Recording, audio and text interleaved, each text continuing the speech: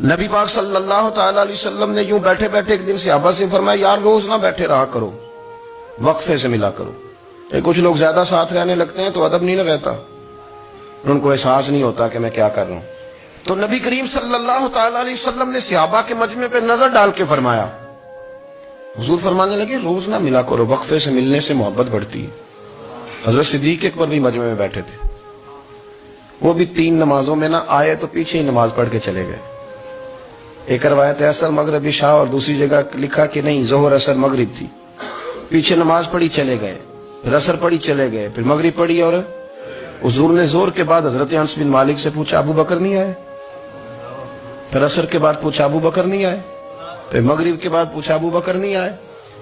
تو حضرت انس بن مالک کہتے ہیں میں بھی حیران تھا کہ وہ نماز تو پڑھ کے گئے ہیں، اور حضور کا طریقہ تھا کہ سلام پھیر کے پیچھے دیکھتے تھے، تو حضور نے دیکھ لیا، پھر بھی 3 دفعہ پوچھا کہ وہ آئے نہیں؟ سمجھے میری بات کو؟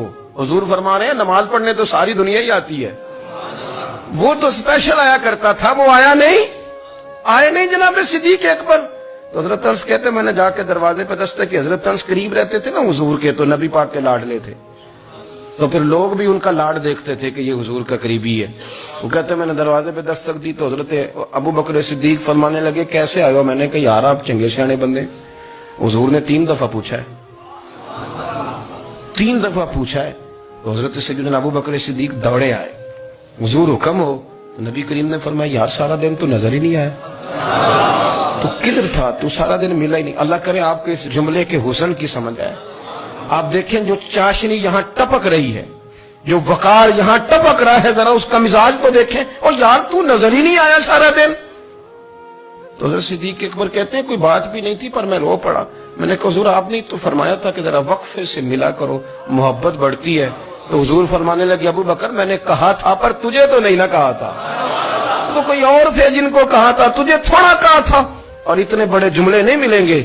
رسول کریم فرمانے لگے تو یہیں رہا کر، تو رہتا ہے تو میرا دل لگا رہتا ہے، یہیں رہا کر، میرے پاس رہا، تو نہ جایا کر یار، تو ادھر ہی رہا۔ او پانی پر نہ سہیلیاں رنگا رنگ کڑے، او سجنوں اسی تے پریا اس دا جانیے جس دا توڑ چڑھے۔ آپ اس لطف کو آپ دیکھیں، اس ذائقے کو۔ میرا دل کرتا ہے کہ میں یہ حدیث نہ لوگوں کی روحوں تک اتار دوں۔ حضور فرماتے ہیں میں نے جس کے سامنے دین پیش کیا اس نے دلیل مانگی، وہ بھی کوئی اپنا ہے جو اپنوں سے دلیلیں مانگے، وضاحتیں مانگے، یہ کیسے تھا تو وہ کیسے تھا، تو یہ چیز کدھر سے آئی تو وہ کدھر گئی۔ آپ اپنوں سے دلیلیں مانگ رہے ہیں، آپ اپنوں سے اپنوں کو کٹوروں میں کھڑا کیا۔ حضور یہ نہیں فرماتے کہ دلیل تھی کوئی نہیں، فرمایا جس نے مانگی میں نے دی دلیل، اور لوگ دلیل دیکھ کے مسلمان ہوئے۔ حضور فرماتے ہیں لوگوں سنو یہ میرا ابو بکر ہے، میں نے اسے کہا کلمہ پڑھ لے، اس نے دلیل ہی کوئی نہیں مانگی، فوراً ہی کلمہ پڑھ کے مسلمان۔ یہ احساس ہے۔ یہاں تو تھک گئے لوگ اپنوں کو دلیلیں دیتے، وہ جی ویسے کیسے تھا، تو ایک بندہ یہ کہہ رہا تھا تو دوسرا کہنے دے جو دنیا کہتی ہے، تو اپنی بات کر، تو بتا تو کیا کہتا ہے، اپنی رائے بیان کر، تیرا نظریہ کیا ہے، تیرا ذوق کیا ہے، تو چھوڑ لوگ کیا کہتے ہیں، اپنی بات کر۔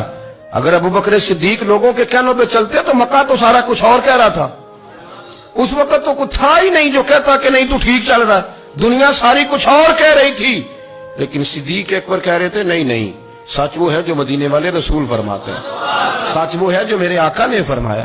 اپنی زندگی میں انہوں نے بتایا لوگوں کو کہ دین کا مزہ لینا ہے تو پھر ذرا غلامی کر کے آتا ہے، پھر ذرا پورا پیار کر کے آتا ہے، پھر پوری محبت دے کے پھر غلامی کا مزہ